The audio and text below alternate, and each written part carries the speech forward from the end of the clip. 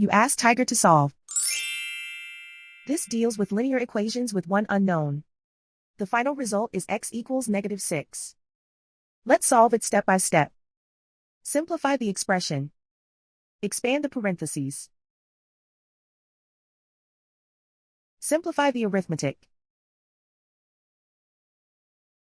Group all constants on the right side of the equation.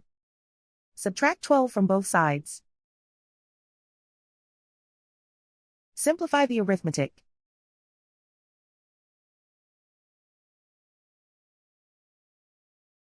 Isolate the x. Divide both sides by 3. Simplify the fraction.